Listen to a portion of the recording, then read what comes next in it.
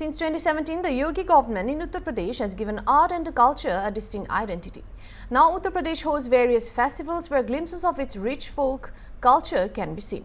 These insights were shared by Girish Chandra Mishra, the Vice President of the Uttar Pradesh State Lalit Kala Academy, during an exclusive conversation with Hornbill TV at a private school event. Mishra also discussed several other interesting aspects of art and culture with Hornbill TV. Let's have a look. Uttar Pradesh राज्य ललित कला अकादमी के vice president Girish Chandra Mishra ji हमारे साथ हैं, उनसे बात करेंगे। Sir, बहुत स्वागत है आपका हमारे चैनल में। सर, साहित्य और कला को लेकर आपका सराहनीय कार्य काफ़ी समय से चलता रहा और खुद आप वाइस प्रेसिडेंट हैं। कैसे कला और साहित्य को यूपी सरकार बढ़ावा दे रही है और कितना कार्य किया जा चुका है अब तक, कि आने वाले समय में कला और साहित्य को लेकर क्या योजनाएँ हैं आपकी? मुझे ऐसा लगता है कि कला और साहित्य के माध्यम से पूरे उत्तर प्रदेश में सरकार विभिन्न प्रकार की योजनाएं चला रही है। अभी पूरे देश के कलाकारों को रामोत्सव के अवसर पर अयोध्या में बुलाया गया, जिसमें कवि सम्मेलन, साहित्यिक संगोष्ठी, कलाओं का प्रदर्शन, चाहे वो लोक कलाएँ हों चाहे शास्त्रीय संगीत हों, ऐसे 6-7 मंचों को बनाकर और पूरा 2 महीने तक लगातार कार्यक्रम किए गए। आगामी जो कुंभ हो रहा है 2025 में प्रयाग में, उसमें भी ये प्रयास है कि ऐसे 5-7 मंच पूरे परिसर के अंदर बनाकर, और जितने भी देश भर के कलाकार हैं, यहाँ तक कि बाहर के भी जो कलाकार हैं, देश के बाहर के भी, उनको भी आमंत्रित किया गया है और सबका प्रदर्शन उस अवसर पर लगातार 35 दिन के कार्यक्रम आयोजित किए जा रहे हैं। ऐसी सरकार की योजना है। उसके अतिरिक्त राज्य ललित कला अकेडमी विभिन्न प्रकार के कैंप, चाहे मूर्ति कला के हों, चित्रकला के हों या प्रदर्शनी, विभिन्न प्रकार की, ये सारी प्लानिंग इस बार सरकार की है। सर, जैसे कि मुख्यमंत्री योगी आदित्यनाथ जी कहते हैं, आज उत्तर प्रदेश की पहचान उत्सवों का प्रदेश कहा जाता है, त्योहारों का प्रदेश कहा जाता है, क्योंकि इतना कला साहित्य को एक मंच मिला है 2017 के बाद से।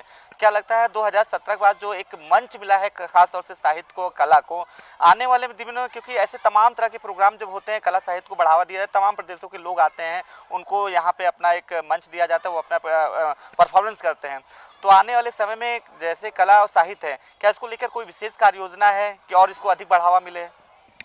भारत की संस्कृति ही उत्सवों की और कला की है। जैसे मेले और उत्सव ये एक दूसरे से जुड़े हुए हैं। भारत की संस्कृति में ये रचा बसा है। तो जैसे भारत की संस्कृति में रचा बसा, वैसे उत्तर प्रदेश की संस्कृति में रचा बसा है। और जब तक हम कला और साहित्य और संगीत और इन चीज़ों को बढ़ावा नहीं देंगे, तब तक हमारे चीज़ को कैसे लोग जानेंगे? तो चाहे उत्तर प्रदेश हो या देश हो, सारी जगह पर अपनी सरकारों का ये उद्देश्य है कि हम अधिकतर कलाकारों को अवसर दें, वो अपनी कला का प्रदर्शन करें। और बहुत सारी ऐसी कलाएं हैं लोक कलाओं के माध्यम से जो ग्रामीण क्षेत्रों में हैं, जिनका अभी तक पूरे देश भर में लोगों की पहचान नहीं है, लोगों को जानकारी नहीं है। तो सरकार ये प्रयास कर रही है कि चाहे उनके प्रशिक्षण के माध्यम हो या उनके प्रदर्शन के माध्यम हो, उसके माध्यम से समाज के सामने लाई जाए चीज़ें। और लगातार 17 के बाद प्रयास चल रहा है। और अब देखिए आप, हर जिले में जिला उत्सव किया जा रहा है, मंडल स्तर पर उत्सव किया जा रहा है, प्रदेश स्तर पर उत्सव किए जा रहे हैं। और जो देश के बड़े बड़े प्रदेश के मेले हैं, उदाहरण के लिए जैसे कुंभ विश्व का सबसे बड़ा मेला है, वहाँ पर ऐसे लगातार मंच चलना, एक नहीं अनेकों मंच चलाना, उनके आधार पर कार्यक्रमों की प्रस्तुति कराना, रामोत्सव के अवसर पर ऐसे अन्य जो जिलों के भी बड़े बड़े उत्सव हैं, जैसे गंगा उत्सव है या अन्य तमाम, दशहरा है, रामलीला है, ऐसे विभिन्न प्रकार के कार्यक्रमों के माध्यम से प्रदेश के और देश के कलाकारों को प्रोत्साहित किया जा रहा है। साथ ही विभिन्न प्रकार की योजनाएं चलाई जा रही हैं। जैसे अभी हम आधा घंटा पहले ही आए थे लखनऊ पब्लिक स्कूल में, इसमें युवा महोत्सव चल रहा है, जिसमें सारी प्रकार की प्रतियोगिताएं हो रही हैं, चाहे वो लोक कला की हों, लोक नृत्य की हों, कथक की हों, भरतनाट्यम की हों और विज्ञान प्रदर्शनी, ऐसे कार्यक्रम हो रहे हैं। अब उनके उत्सव वो जिला स्तर पर हुए हैं, प्रदेश स्तर पर होंगे। उसके बाद 26 जनवरी आने वाली है, उत्तर प्रदेश उत्सव, उत्तर प्रदेश स्थापना दिवस।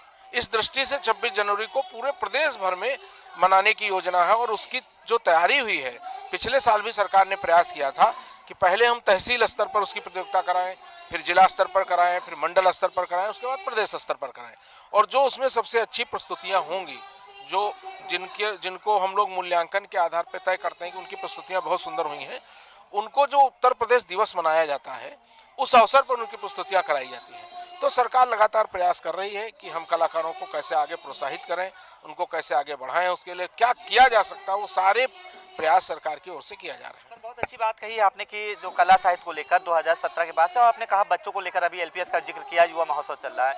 एक सवाल मेरा ये है कि जो वेस्टर्न कल्चर है कहीं ना कहीं बच्चों में हावी होती जा रही है। हालांकि 2017 के बाद जब से सरकार ने ध्यान दिया है, गांव देहात से भी बच्चे, जो कला था वो बाहर एक मंच मिल रहा, बाहर निकल के आ रहे हैं, निखार आ रहा है। लेकिन बच्चों में जो वेस्टर्न कल्चर है खासतौर से, ये कहीं ना कहीं उसमें हावी ना हो, इसको लेकर कोई अवेयरनेस प्रोग्राम जैसा कुछ चलाएंगे। और दूसरा एक सवाल और है सर, जिस तरह से लखनऊ महोत्सव एक समय हुआ करता था, वहाँ पे भी बड़ा मंच मिलता था कला और साहित्य को, वो नहीं हो रहा है। तो क्या नहीं लगता, आप वाइस प्रेसिडेंट हैं कला अकादमी को, तो इसको शुरुआत होनी चाहिए फिर से?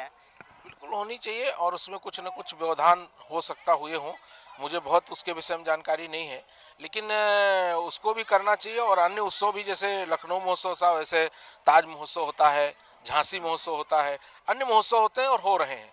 हो सकता कुछ कारण रहे हों, मैं तकनीकी विषय में नहीं जानकारी है मुझे, लेकिन हो सकता कोई ऐसी स्थिति हो जो ना हो रहा है, लेकिन होना चाहिए। और मैं कहता हूँ कि कलाकारों के, जैसे आपने कहा कि पाश्चात्य संस्कृति, मुझे याद है कि आज के 20-30 साल पहले फैंसी ड्रेस प्रतियोगिता का बहुत बड़ा चलन था, लेकिन धीरे धीरे समाज में कृष्ण रूप सज्जा प्रतियोगिता की शुरुआत हुई।